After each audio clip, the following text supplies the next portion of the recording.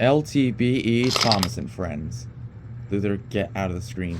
Sorry, but I'm the creator and I can do what I want. Ever since Thomas had ran his branch line, Henry and Gordon had been felt very lonely since Thomas left the yard. They missed him very much. They now had more work to do and had to fetch their own coaches and cars. The big engines didn't like that at all. Go. Go, Henry, go.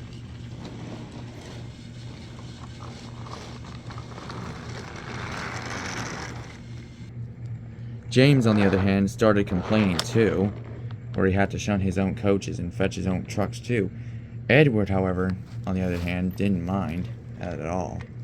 He liked shunting, just like tank engines do.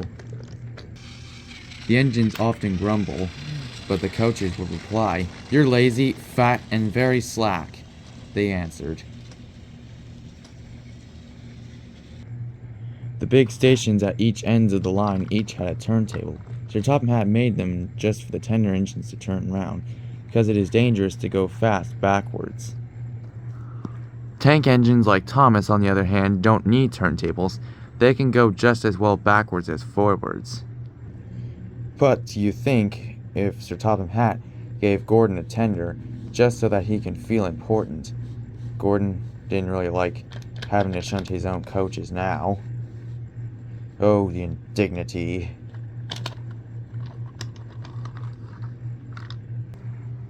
You know, Thomas, it depends on Sir Topham Hatt thinking that we tender engines are important. But to have our fetch our own coaches and make on go some of those dirty old sidings, it's not the proper way for a tender engine, if you know what I mean. Gordon puffed away. Thomas just chuckled and went on to do his branch line. Stupid old Gordon. When will he learn? Disgraceful, Gordon hissed as he backed up onto the turntable. The turntable, however, was in a windy place close by the sea. Gordon was having trouble trying to get onto it properly so he can turn around for his next train. Gordon's driver was doing his best to get Gordon to stop in the right place, but Gordon wasn't even trying. Eventually, Gordon's driver gave up and came out of the cab and spoke to Gordon. It's no use. Your ginormous tender upsets the balance. Looks like you're gonna have to, pull the next train backwards. I mean, if you were a little tank engine, you'd be fine, of course. Oh, the indignity. This is gonna be embarrassing. When Gordon reached the next station, the audience noticed. Hey look, there's a new tank engine. Oh wait, that's just Gordon, all back to front. I knew this is such an embarrassing idea. Hey Gordon, playing tank engines, I see? Well, take my advice. Why don't you just scrap your fat tender and have a nice bunker like me? Gordon, on the other hand, didn't say another word. He just gulped. Eventually, James noticed when he passed by.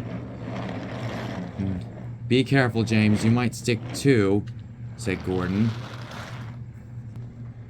No fear, Gordon, chuckled James. I'm not so ginormous and very fat like you. I heard that! Shut up! James eventually soon got onto the turntable, and he fit very easily. Gordon soon came just in time to watch the show. James, however, continuously spun when the wind got faster and faster. Hey, what's going on? The wind soon spun around like a top. Ah! Until he came to a stop. Oh, I feel giddy. Oh, good God. Well, James. Playing tops, huh? James, who was still feeling dizzy, did not say another word and backed up into the shed.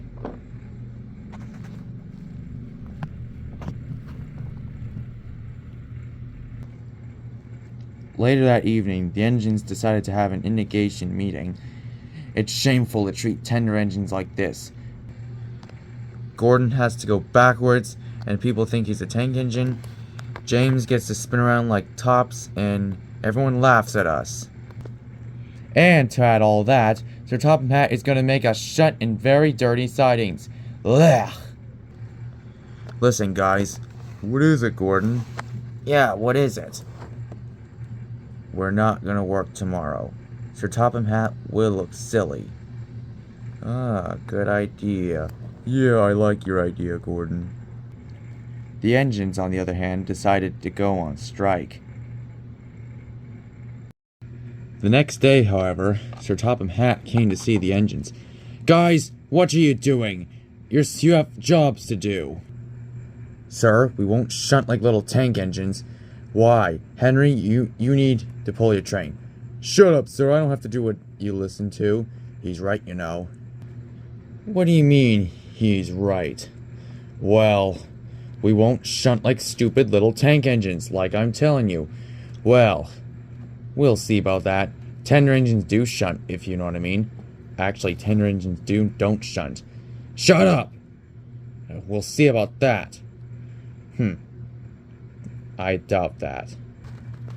Meanwhile, Edward was shunting the last car for Luther's train when Sir Topham Hatt showed up. Edward, please leave these cars for Luther. We need you to shunt some coaches in the yard. Okay, sir. Besides, I haven't been in an episode in a while. Edward soon uncoupled from the cars and puffed away. Edward found some coaches for the bigger engines to shunt and collect, but Gordon was not impressed.